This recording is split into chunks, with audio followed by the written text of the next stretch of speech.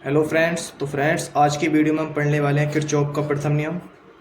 तो किरचॉफ नामक एक वैज्ञानिक ने बताया था। ये क्या था? किरचॉफ एक वैज्ञानिक का नाम था। इसका नाम था वैज्ञानिक। उसने बताया था कि हमारी जो धाराएं हैं, अगर वो 3-4 जगहों से आ रही हों और एक जगह मिल रही हों, ठीक है, जैसे एक धारा ये आ रही है, एक धारा ये आ रही है, एक धारा ये आ रही है, और ये कहाँ पर मिल रही हैं? एक पॉइंट पर मिल रही हैं। अगर 3-4 धाराएं यानी कुछ धाराएं अलग अलग डायरेक्शन से आ रही हैं और वो एक जगह पर मिल रही हैं और उस जगह से फिर से अलग अलग डायरेक्शन में डिवाइड हो रही हैं।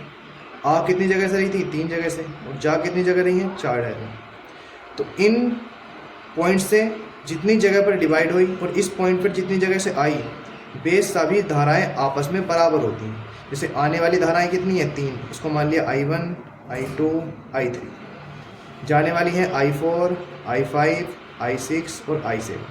तो जो आने वाली धाराएं हैं इस पॉइंट पर और जो जाने वाली धाराएं हैं इस पॉइंट पर, वे आपस में बराबर होती हैं। यानी I1, I2 और I3 वो बराबर होगी I4, I5 और I6 और I7 के। तो किरचॉफ ने बताया था कि किसी पॉइंट पर, पॉइंट को बोलते हैं संधि। क्या बोलते हैं? संधि। तो किसी संधि पर आने वाली धाराओं का योग जाने वाली धाराओं के योग के क्या होता है? बराबर। इसको बोलते हैं किरचॉफ का प्रथम नियम। इसको दूसरे भाषा में कह सकते हैं किरचॉफ का प्रथम नियम या किरचॉफ का संधि का नियम। क्या बोलते हैं इसको? संधि का नियम। किरचॉफ का संधि का नियम।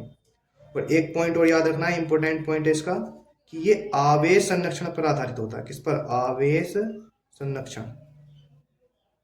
आवेश संरक्षण पर आधारित होता है। ठीक है। तो ये क्वेश्चन पूछ लिया जाता है ऑप्शनल में 1 नंबर में कि किरचॉफ का प्रथम नियम किस संरक्षण पर आधारित होता है? आवेश संरक्षण पर। ठीक है। तो देखिए दोबारा समझिए, किरचॉफ का प्रथम नियम क्या होता है? किरचॉफ के प्रथम नियम को संधि का नियम भी बोलते हैं, क्योंकि यहाँ पर क्या हो रही है? इस पॉइंट पर संधि।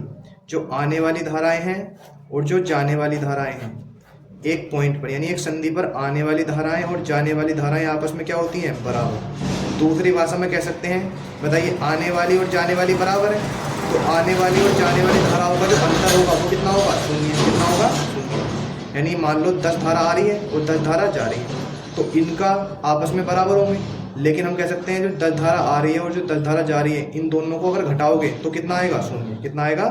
0। तो कह सकते हैं हम आने वाली धाराएं जाने वाली धाराओं के बराबर होती हैं, या कह सकते हैं हम कि जो धाराएं हैं आने वाली और जो धाराएं हैं जाने वाली, उनका जो अंतर होता है वो कितना होता है? 0।